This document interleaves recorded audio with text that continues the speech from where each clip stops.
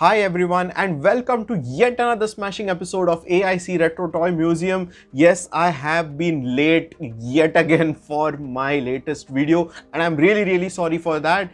But I hope in the meanwhile you have been following me on my Instagram page, which is AICRTM, and following and watching my old videos on my YouTube channel.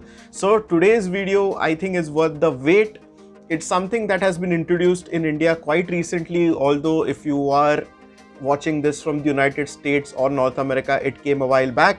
Yes, I'm talking about the Striker. I'm not going to waste time. I'm just going to show you the box because it's really awesome and I'm super delighted to have this in my hand. For a lot of kids in India, this has been a toy which they had owned as a child or definitely aspired to own as a child. I didn't have one when I was a kid, so it is a year of reckoning for me. I had to wait for over 2.5 decades or maybe close to 3 decades to get this in my hand. And the best part about this is that it is an awesome, faithful recreation of what we saw on our toy shelves. Yes, in India, Fun School did have a lot of variations in terms of what was available in the US and what was offered in India. But the Striker particularly, apart from the color of plastic of the Fun School version, the box art and largely the components of the toy remained the same. So let's just have a quick look at the box. You have this amazing G.I. Joe branding. There is no mention of a real American hero or international hero here because now it's more of a global brand that they want to project it as. But you still have the red, white and blue, the American national colors, which reminds you from about the origin of this toy.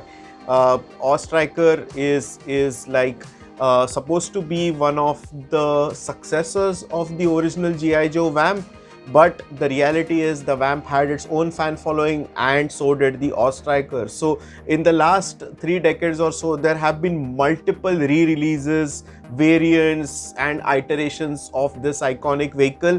But now in 2020 and in India in 2021, the vehicle has again been brought to life by Hasbro. So I have talked about the retro line, my opinions. You can go through my old videos about the same, and I think this is the best thing that has happened to G.I. Joe in the last few years. Unlike other vehicles which have gone through a lot of changes, the Striker remains faithful to the original to a great extent. So that's about the front of the box. Fairly faithful to the original. The quality of the box is really good. I bought it from Amazon in India and I was really worried as to whether it will reach in one piece or not, because Amazon in India is notorious for sending their packages in a plastic bag and not actually in a cardboard box. Some of the fellow collectors did face this issue of they had gotten tears in their boxes because of mishandling, but I was pretty lucky. Going to the side of the box, it has the original the actual vehicle being shown on the side of the box. Apart from that, there is not much happening. Same thing is happening on the other side of the box. The figure stays the same. That's Crankcase. Of course, it's the modern iteration of this figure. I hope the camera is able to capture it in some way. Yes. And if you go to the bottom part of the box, it is just trying to comply with all the latest regulations that are there. Now, coming to the rear of the box, which is going to be a bone of contention, and especially for Indian collectors, and I'm going to show you why. Because you have this massive sticker covering almost the entire box at the back. The MRP is around 2,499 rupees, which roughly translates to around $30 US. That's the rough conversion in American dollars. Although this has been selling on quite a decent discount recently on both Amazon and on Flipkart. If you are looking forward to owning this, even before opening the box, I'm recommending you that you should definitely have it. You have the file card at the bottom. Unfortunately, the file card is no more as exciting as it used to be once upon a time. It's just multiple translations of some basic text which I not really excited about. And yes, so that's more or less about the box. I'm not going to spend too much time in unboxing and showing you the contents as such. I will assemble this vehicle for you and directly jump on to the next part of the video. And do watch this video till the very end, because I'm actually going to assemble it and compare it with the original 1985 Hasbro release as well. So see you on the other side of this video. Right, so we are back from the assembly of the vehicle, and I thought it will take me not much of a time to assemble this, but it took me almost 2 hours, and almost 1 hour of the entire duration of assembling the vehicle was actually in putting the stickers and decals. So this is the PS de Resistance. This is the actual 2020 release Striker, and it looks awesome. Trust me, it looks just like the original. So in case you don't want to spend too much money in getting the vintage Striker, don't waste your money on that. Just get the 2020 version. It is almost exactly the same, with very minor differences that I could pick from looking at it from an amateur's eye. So the detailing on the vehicle is as awesome as always. It has this nice front bumper with, you know, these integrated headlamps. The headlamp has actual detailing on it. It's not a sticker which you find often on most G.I. Joe vehicles. The best part of this vehicle has that it has working suspension. So it is a pure off-roader in that sense. It also has wheels that could turn. Not many G.I. Joe vehicles have that. If you come on to the side, you have these nice looking tires. There is a mushroom kind of a clip that's there to hold on to the wheels. It does not necessarily look great on all the vehicles, but on this vehicle I will give it a pass. It looks pretty nice on this vehicle as well. The stickers are a pain to put, especially the smaller ones, so I would recommend that you use a tweezer to put these stickers. If you'll realize, some of the stickers I have not really put them quite well. Also, the other thing is that if you look at the sticker sheet, the blueprint which guides you as to how you put the stickers, it's not that accurate. Some of the stickers are missing. If you face any issues, do write a comment. I will definitely help you out. The best thing is to use your own imagination, use online references, look at the box itself, look at the box art, and then take the right call where you need to put these stickers. But there is a lot of intricate detail that this vehicle has, and that is what makes it really awesome. Right from the smallest of details that go on to the different systems on the vehicle. You have this nice footboard with foot pegs on either end, so two figures can easily stand on the vehicles. The things that you need to assemble on this vehicle are the 4 wheels, the stickering of course. There is this roll cage that needs to be put on. That also takes barely a couple of minutes at max. You have these 2 antennas. I think this is the most attractive piece, easily broken, easily lost. I have not put the antennas on tightly because I want to store the vehicle where there is not much height. So I have put them just for the sake of this video for now. And then you have this gun at the top, like pretty detailed, again faithful to the original and not much to differentiate between. Now if you look at the quality of the plastic is really good. Definitely worth every money, every paisa or every dollar that you are spending on this. There are these nice details. You have a removable engine cover. I'm not going to remove it because I'm a little finicky about things breaking. All the details are still there. There is a lot of play value, and this vehicle has really good ground clearance that you can really take it over rough terrain and do a lot of fun with it. At the bottom, the details are basic, not much. You have this hollow section for the seats. There is working suspension like I told you. It is nicely mimicking leaf spring suspension that you often see on off-road vehicles. So this is a vehicle that's still timeless, still doesn't look out of place almost 40 years down the line, and that's something which is a great memory of everyone's childhood who has grown up with G.I. Joes. So now let's look at the figure. So the figure is obviously a modern iteration of Crankcase. Just taking it a little close. I don't know if it's focusing, but anyway, so obviously you have more articulation around the wrist. The figure obviously is of much better quality plastic than what we saw on Fun School. On Fun School, obviously the drivers used to vary in our time. As far as I remember, I don't think Crankcase was offered on the Indian version of Ostriker. Do correct me if I'm wrong. You have this uh, nice belt kind of a thing, which I think can be removed, but it is not bolted into the figure. It is a separate element. The difference that has happened is that Crankcase has grown a beard in its evolution from the vintage avatar to the modern avatar, and I'm going to show you the old figure as well. The helmet is removable. He has a nice hairdo. The strap in the helmet is like shown loose so that it is easy to remove the helmet, but you really can't put this strap on. So that's in a nutshell some of the detailing that's there on the figure. I see some kind of place to keep say a knife, but there is no knife that's provided either as a molded piece or as a separate accessory to go with this figure.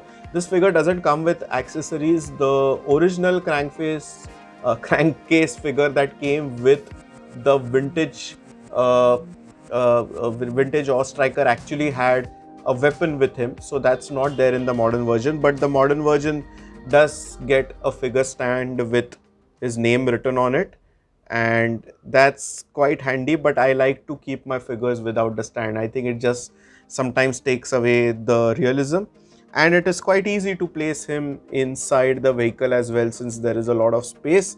So I'm not going to spend much time in keeping him inside, but basically you can just bend his legs and put him inside.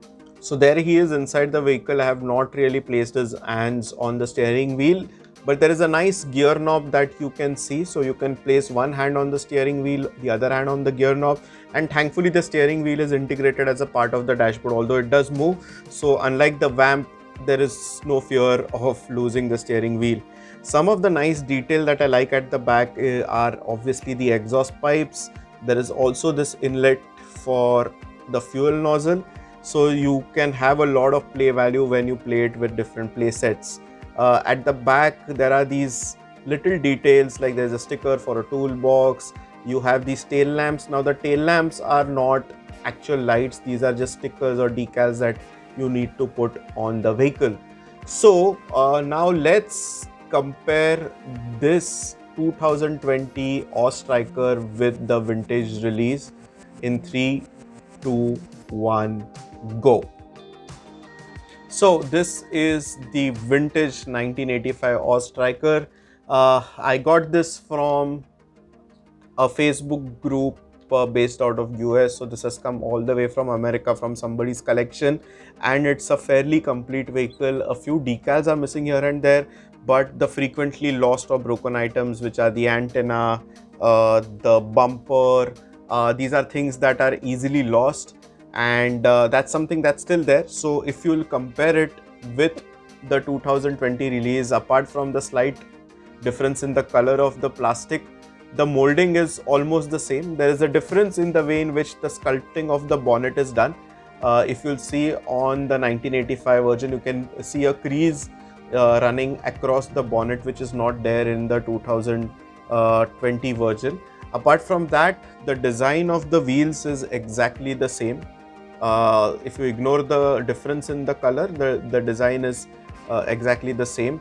The placement of the stickers is also similar. There are a few stickers that are missing on this vehicle, which is understandable, but apart from that, there is not much difference.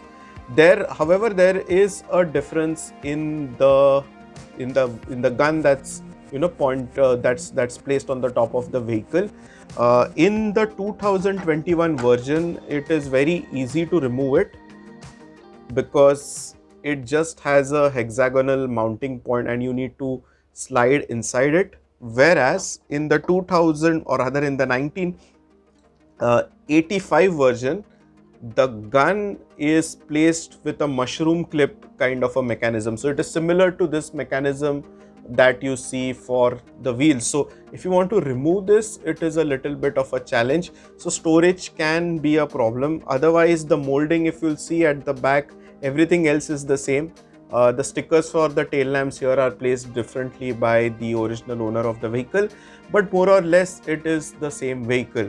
Now, if you want to talk specifically about the figures, I will just keep the vintage figure and the modern figures side by side.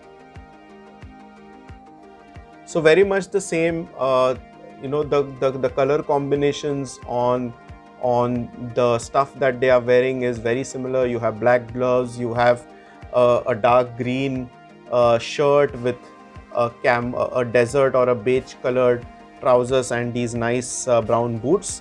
There are obviously additional details that are there on the modern version that are missing in the vintage figure. The biggest difference that you see in their facial details is the fact that the modern version has a beard and the vintage version just has a mustache. So that's really the difference between both the figures. Both of them look really awesome. Really, if I want to pick between either, I think both of them have their own appeal.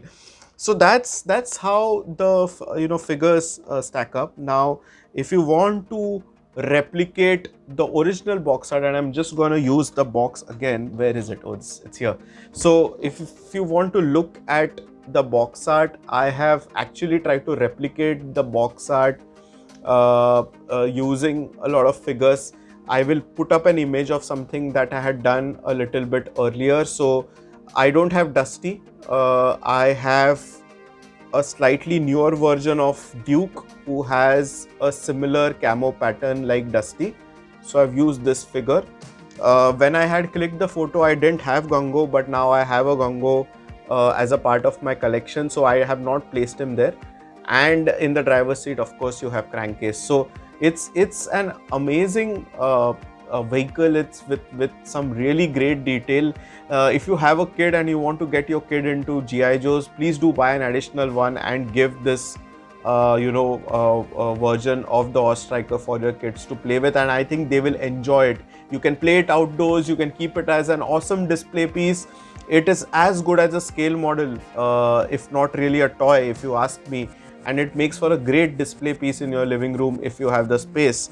Really not much to complain about. Like I said, the whatever flaws or positives that were there in the original Ostriker continue to be a part of this Ostriker as well. The antenna can be a little bit harmful for kids. It could go into their eyes, but apart from that, there is not much that can really hurt a kid as such.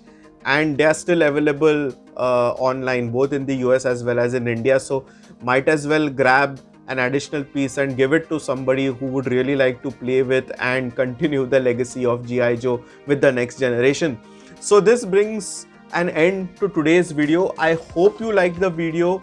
If you have any questions, comments, please do write them. I reply to each and every comment that comes to me on this channel. And like I always say, have fun with your toys.